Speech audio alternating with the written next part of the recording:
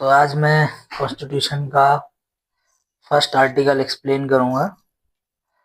देखो, हमने बहुत बहस सुनी है कि कॉन्स्टिट्यूशन से चलेगा देश, क्या इससे चलेगा, क्या उससे चलेगा। आई थिंक कॉन्स्टिट्यूशन से ही चलेगा। तो कॉन्स्टिट्यूशन से चलेगा। मैं चाहता हूँ कि कॉन्स्टिट्यूशन के बारे में सब लोग जाने, what is written in it, what is important about it. तो सबसे पहले आर्टिकल से स्टार्ट करते हैं। पहला आर्टिकल में 3 क्लॉज है। पहला क्लॉज, दूसरा क्लॉज, तीसरा क्लॉज। पहले क्लॉज में नाम से रिलेटेड है कि भारत का नाम क्या होगा और इसको किस तरह से पुकारा जाएगा। तो नाम रखा गया इसका इंडिया, दैट इज भारत। मतलब इसके दोनों नाम हैं, इंडिया भी नाम है और भारत भी नाम है। तो इंडिया क्यों रखा गया? अच्छा, हमने एक बहस और सुनी है, तुमने सुना होगा, सबने ही सुनी होगी, कि भारत, इंडिया का नाम बदल के भारत कर देना चाहिए, बिकॉज इंडिया जो है अ, बाहरी लोगों ने नाम दिया, अंग्रेजों ने नाम दिया खासकर। इस कॉन्टेक्स्ट पे मैं तुमको एक छोटी सी स्टोरी सुनाता हूँ, लेट लिसन। देखो, एक, हम मानते हैं कि वैदिक, जैसे हिस्ट्री जो है कई पीरियड्स में डिवाइड है। शुरुआत होती है वैदिक पीरियड से। वैदिक पीरियड है, फिर वैदिक पीरियड के बाद पोस्ट वैदिक पीरियड है, और उसके बाद सीधा कौन सा युग स्टार्ट होता है? मौर्य पीरियड। तो मौर्य पीरियड जिसमें उनकी 3 राजा हैं प्रोमिनेंटली। कौन कौन से? एक का नाम है अशोक, बिंदुसार और चंद्रगुप्त मौर्य। तो मौर्य के दरबार में एक ग्रीक एम्बेसडर रहता था, नाम था उसका मेगस्थनीज। मेगस्थनीज ने एक किताब लिखी थी, नाम था उसका इंडिका। तो इंडिया नाम बहुत पुराना है, ऐसा नहीं है कि अभी 2-4 साल में हुआ है। ठीक है, तो वो इंडिका जो किताब है, उस किताब में मेगस्थनीज इंडिया के बारे में बहुत कुछ लिखते हैं, और जो भी लिखते हैं सब कुछ अच्छा लिखते हैं। वो जो साउथ के रूलर हैं उनके बारे में भी लिखते हैं, पांड्या, चोल और चेरा, उनके बारे में भी लिखते हैं, सब कुछ लिखते हैं। फिर उसके बाद चंद्रगुप्त मौर्य का और अशोक का भी शासन खत्म हो जाता है। अशोक ने कलिंग पे राज भी किया था, ठीक है, और उसको जीत भी लिया था। ये हमने बहुत फेमस स्टोरी सुनी है अशोक के बारे में। फिर मैं एक दूसरा हिस्टोरिकल फैक्ट बताता हूँ जिसका नाम है हाथी गुफा। उदयगिरी खंडगिरी केव्स जो हैं उड़ीसा में, उनमें एक केव है जिसके बाहर हाथी खड़ा हुआ है। तो उस केव को हम हाथी गुफा भी कहते हैं। उस केव में एक इंस्क्रिप्शन लिखा हुआ है। इंस्क्रिप्शन आई थिंक सब लोग समझते होंगे। तो उसमें खारवेला एक राजा है जो जैन राजा है। हाउ डू वी नो कि वो जैन राजा है? देखो, हम इसलिए जानते हैं कि वो जैन राजा है क्योंकि उसने जो इंस्क्रिप्शन लिखा है ना, तो उन इंस्क्रिप्शंस की जो शुरुआत होती है वो जैन मंत्र और जैन उपासनाओं से शुरू होती है, जिसमें जैन प्रेयर्स लिखी हुई हैं। तो वी कैन थिंक ऑफ कि वो जो है वो जैन राजा है। तो जैन राजा कहता है कि मैंने भारतवर्ष पे अटैक किया, और वहां से मैंने जो जैन की मूर्तियां जो ले गए थे तीर्थंकर की, उनको हम वापस लेके आए। मतलब खारवेला भारतवर्ष किसको कह रहा है? भारतवर्ष सिर्फ गंगा वैली को कह रहा है, जो इसमें तुम पाटलिपुत्र आ गया और ये सब है। तो भारत का मतलब उस दौर में भी पूरा भारत कभी नहीं था। उस दौर में भारत का मतलब सिर्फ गंगा वैली था। साउथ तो छोड़ दो। और तो इस हिसाब से इंडिया भी एक बहुत ही हिस्टोरिकल नेम है, और ये उतना बुरा नहीं है जितना हमको दिखाया जाता है। ठीक है, India is a historical name.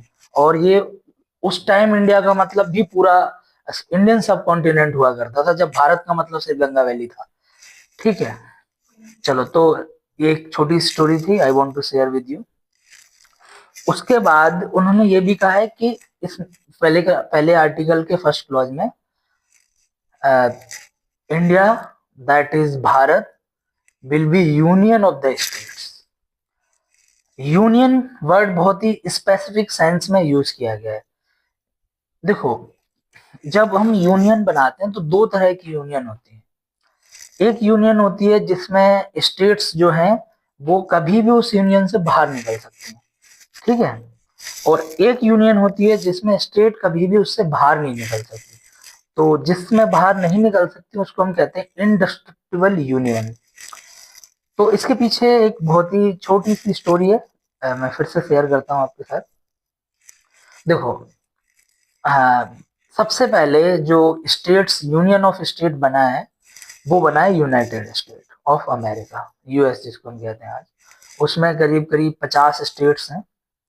उसमें कुछ साउथ की स्टेट है, कुछ नॉर्थ की स्टेट्स हैं। तो यूएस हमेशा से यूनियन नहीं था। यूनियन नहीं था मतलब उनकी स्टेट्स विड्रॉ कर सकती थी यूनियन में से। मतलब अगर एग्जाम्पल के तौर पर मैं कहूँ तो तमिलनाडु, अगर इंडिया यूनियन न होता तो तमिलनाडु चाहे तो भारत के हिस्से से अलग निकल सकता था। लेकिन हम यूनियन है, तो यूनियन में किसी भी स्टेट को सिसीड करने का कोई राइट नहीं होता। सिसीड करना मतलब विड्रॉ करने का कोई राइट नहीं होता। तो इसके पीछे स्टोरी है, तो सुनो। अ, हमें पता है कि यूएस में स्लेवरी का बहुत प्रॉब्लम था। स्लेवरी यूएस में नहीं, पूरी दुनिया में ही थी। तो उसमें क्या होता था, अफ्रीका और अदर जगह से मजदूरों को खरीद के लाया जाता था। फिर उनको प्लांटेशन वर्क में काम करवाया जाता। प्लांटेशन खेतों में काम करवाया। प्लांटेशन मतलब ऐसे समझ सकते हो, टी, कॉफी, शुगर केन, इस तरह के जो प्लांटेशन होते थे उनमें काम करवाया जाता था इन लोगों से। तो प्लांटेशन मेनली कहाँ था, साउथ स्टेट्स में था, यूएस की साउथ स्टेट्स में। जैसे फ्लोरिडा हो गई, टेक्सास हो गया, ठीक है। और बाकी के आप लोग मैप में देख सकते हैं, है ना। ठीक है। तो साउथ की स्टेट्स प्लांटेशन पे बहुत ज्यादा निर्भर थी। तो अब्राहम लिंकन जब प्राइम मिनिस्टर बने तो उन्होंने एक डिक्लेरेशन साइन किया जिसका नाम था डिक्लेरेशन ऑफ इमेंसिपेशन। उस डिक्लेरेशन के थ्रू क्या होना था, विड्रॉ मतलब स्लेवरी को खत्म करना था, कि जो ब्लैक पीपल हैं उनको स्लेवरी से मुक्त कर दिया जाएगा, ठीक है। तो साउथ स्टेट्स ने कहा कि अगर ऐसा हुआ तो हम विड्रॉ कर जाएंगे, हम यूएस का पार्ट नहीं रहेंगे।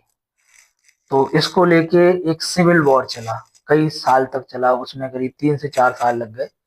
हाँ, इस बात अब्राहम लिंकन को बहुत महान कहा जाता है। That's the reason Abraham Lincoln ने स्लेवरी भी खत्म की और यूएस को डिस्ट्रॉय होने से भी बचाया। एक भी स्टेट को विड्रॉ नहीं करने दिया, ठीक है। That was the greatness about Abraham Lincoln, ठीक है। तो इंडिया को ये एक्सपीरियंस पहले से था और अंबेडकर जी इस बात को समझते थे कि इंडिया को यूनियन ही होना चाहिए, ठीक है। तो इसीलिए इंडिया को यूनियन ऑफ द स्टेट्स बनाया गया। यूनियन का मतलब अब मुझे लगता है सब लोग समझ गए होंगे। यूनियन का मतलब होता है कि आप उसमें से विड्रॉ नहीं कर सकते, ठीक है। आप यूनियन को छोड़ नहीं सकते। एक बार आपने अगर यूनियन को ज्वाइन किया तो फिर आप उसको छोड़ नहीं सकते, ये मतलब होता है, ठीक है। चलो आगे चलते हैं। दूसरा क्लॉज क्या कहता है, दूसरा क्लॉज कहता है अ, कि भारत की टेरिटरी में किस तरह की जो एडमिनिस्ट्रेटिव यूनिट्स होंगी वो क्या क्या होंगी। तो इस आर्टिकल में बहुत क्लियरली लिखा हुआ है।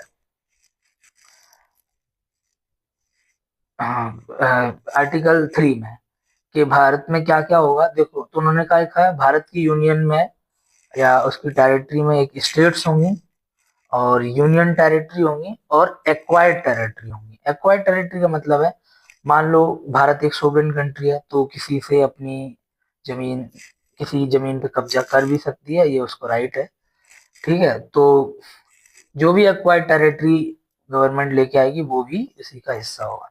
जैसे सिक्किम में हुआ था, सिक्किम इंडिया का पार्ट नहीं था लेकिन उसको बाद में इंडिया का पार्ट बनाया गया इंदिरा गांधी के दौर में, ठीक है। तो इसलिए हमने ये 3 आर्टिकल हैं मेनली। पहला आर्टिकल नाम को एक्सप्लेन करता है। Thank you very much for the patience you have shown it. चलो, thank you, bye bye, take care.